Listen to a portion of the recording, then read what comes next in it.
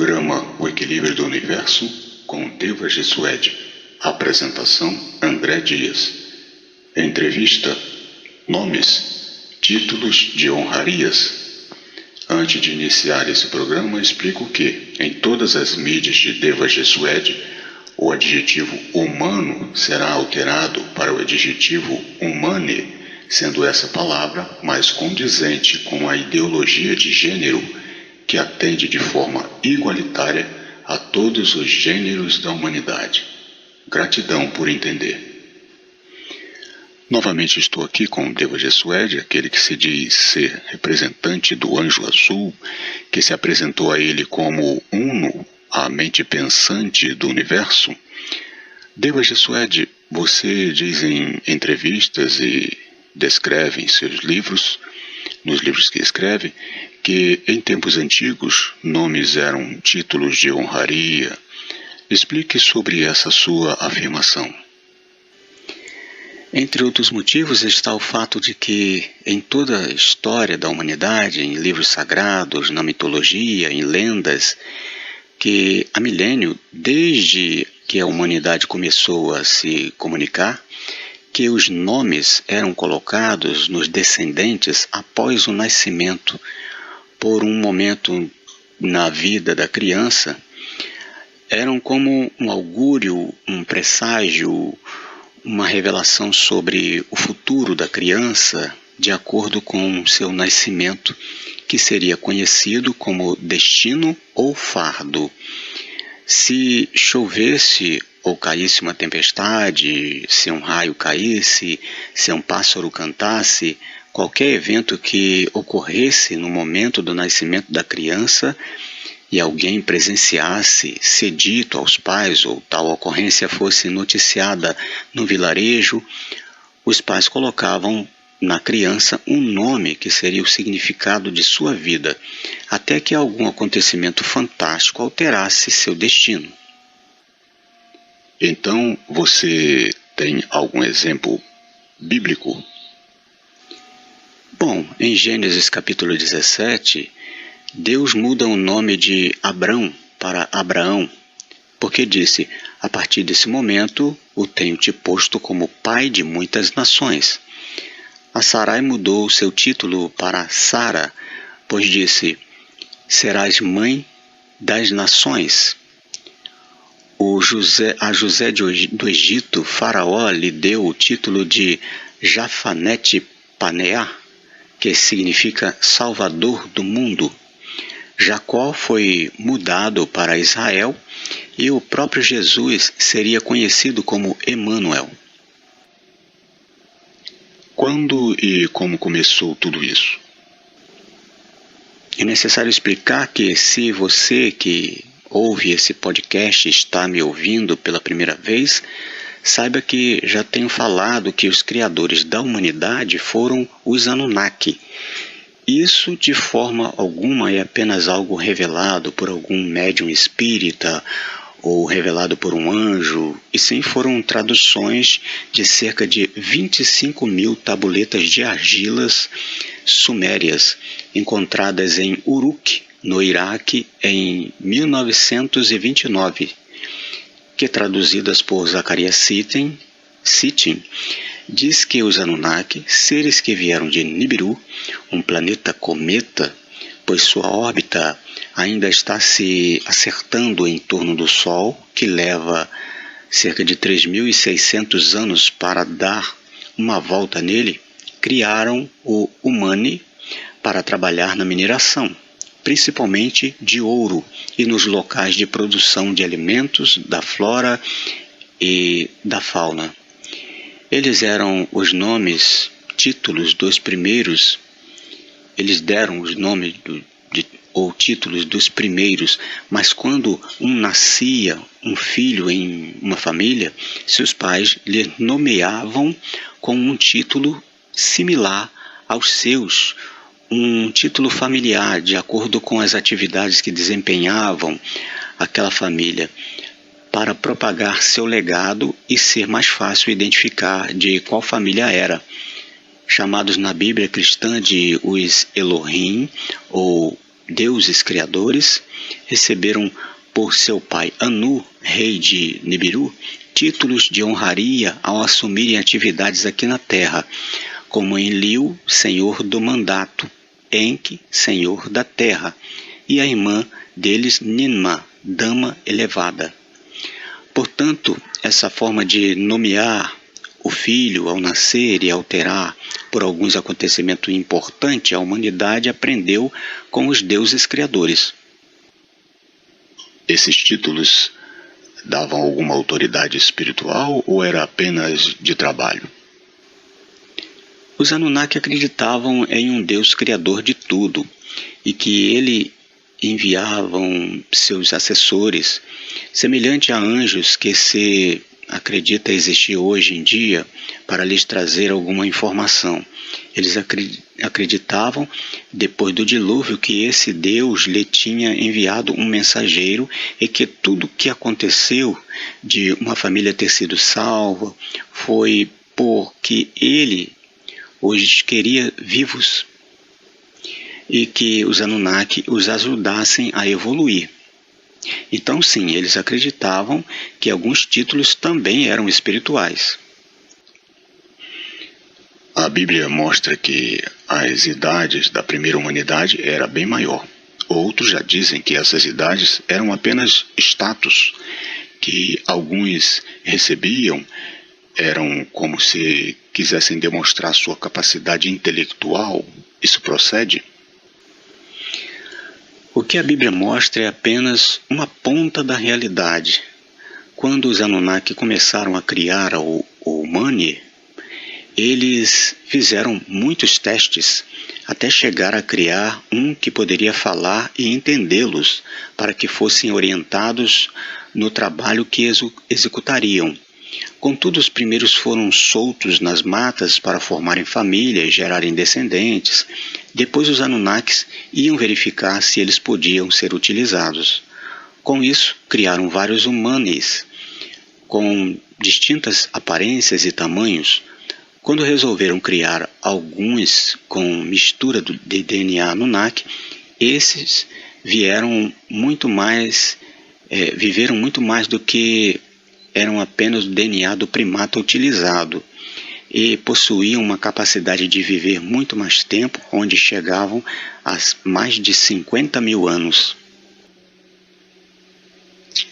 Essa mistura de DNA Anunnaki com o DNA de um primata da Terra foi o que gerou a humanidade de hoje? Foi o que gerou uma delas, pois além dessa mistura, o próprio deus Enki copulou com duas fêmeas do Mani e gerou descendentes, além do que os Igiges, que vieram de Marte, que eram conhecidos bíblicos em Gênesis 6, os Nefilins, se agradaram das fêmeas da humanidade e geraram descendentes que foram nascendo cada vez maiores. Foi quando surgiu os gigantes. Ainda teve também misturas de descendentes dos Anunnakis que também se uniram com fêmeas do Mani. Então houve várias misturas genéticas, artificiais e naturais. Quantos anos viviam o primata que foi utilizado para gerar a humanidade? Eles viviam mais de 1000 anos. Todos os animais terrestres viviam muitos anos. Alguns viviam mais do que a humanidade atual, neste ano de 2023. Haviam também outros primatas em desenvolvimentos para a espécie Homo, mas um foi que Enki preferiu utilizar, pois sua estrutura física era mais aceitável do trabalhador primitivo que procurava. Outras espécies de tamanho maior e menor foram utilizadas posteriormente pelos deuses criadores e por seus descendentes, para criarem outros tipos de seres, para utilizarem em naves aéreas, espaciais e veículos terrestres e subaquáticos, os quais possuem descendentes até hoje, 2023. Quantos anos viviam os Anunnakis que vieram de Nibiru? Os Anunnaki viviam perto de 1 milhão de anos, mas a densidade foi alterando a estrutura dos deuses criadores em Liu, Enki e Ninma, assim como de sua comitiva, e de todos aqueles que de lá vieram de Nibiru, os Anunas e os Izigi, que eram de outra linhagem de seres. O que tem a densidade que os fez diminuir suas idades? A densidade cria várias forças, como a gravidade, a luz, a temperatura. Todas essas forças criadas geram um agrupamento ao condensamento, um condensamento dos átomos e, consequentemente, das células, que conseguem criar conjuntos extremamente maiores. Por isso, a quantidade de componentes é imensamente maior do que os seres da quarta dimensão. Todos foram afetados pelos intempéries gerados exclusivamente até o momento na Terra, mas milhares de humanos foram levados da Terra para outros orbes do Sistema Solar, onde hoje possuem bilhões de outros humanos e trilhões de seres em todo o Sistema Solar. Qual a aparência do Anunnaki? Eles são parecidos com o Humani? O Anunnaki original tem pele branca e cabelo loiro claro. Já o Anunnaki terreno possuiu uma cor branco-amarelado. O Anunnaki original ele é praticamente cabelo branco. Hoje, seus descendentes possuem variadas cores e tamanhos, pois se miscigenaram com o Humani, com os Igigi e outras variações genéticas. Nesse caso fica complexo de definir formas, aparências e tamanhos, mas existem seres minúsculos do tamanho de um dedo ou do tamanho de um prédio de 3 andares. Os Anunnaki são gigantes?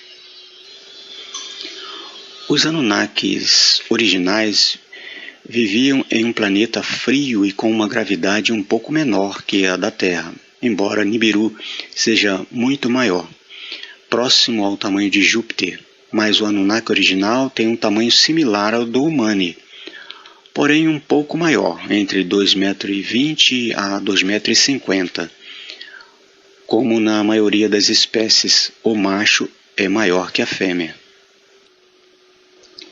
Nibiru vai se chocar com o planeta Terra? Nibiru passou próximo da Terra por milhares de vezes, pois sua órbita está se acertando ainda, mas ele já se distanciou o suficiente.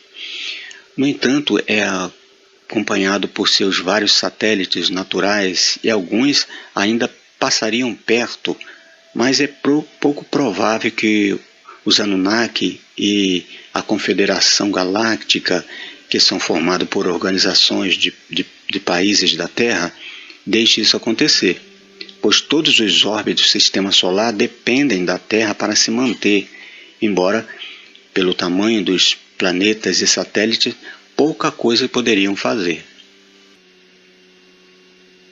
Então existe mesmo uma confederação galáctica formada por humanos?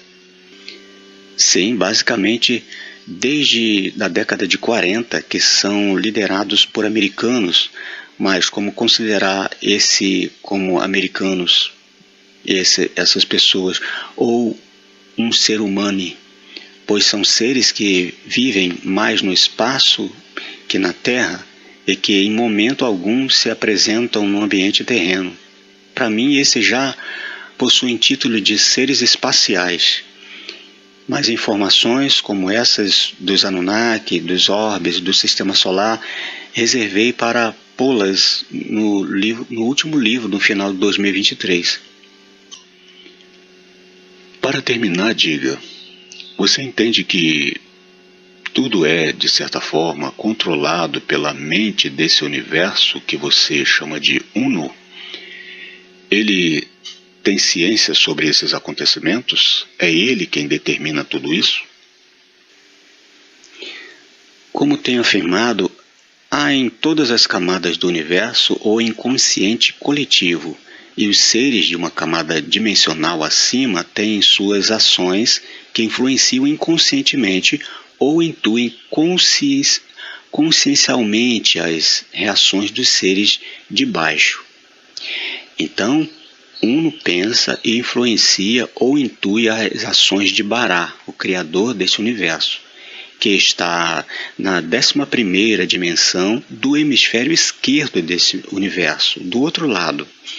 Ele influencia ou intui as ações dos seres da 11ª dimensão deste lado, onde está a Terra, no hemisfério material direito, que influenciam ou intuem as ações dos seres da 10ª dimensão, que influenciam ou intuem as ações dos seres da dimensão seguinte, até que os seres da 4ª dimensão influenciam ou intuem as ações dos seres da 3ª dimensão, que, como é a última camada, aqui se materializa as intenções de Uno, que vê tudo isso apenas como as consequências ou os frutos dos seus atos primários, sendo o que pretende com tudo isso é que a maior parte de suas matérias cheguem ao equilíbrio e os seres intelectualizados ascendam ao plano divinal. Perceba então que o corpo humano é semelhante a um universo e que o ser encarnado é semelhante a Uno, a mente do universo. E esse ser encarnado é quem determina o destino dos outros seres, que no corpo são as células e órgãos que o ser encarnado reuniu para fazer parte de seu corpo, para que ele experienciasse na matéria densa, e todos eles recebem benefícios com sua experiência, que são suas funções, e consigam evoluir.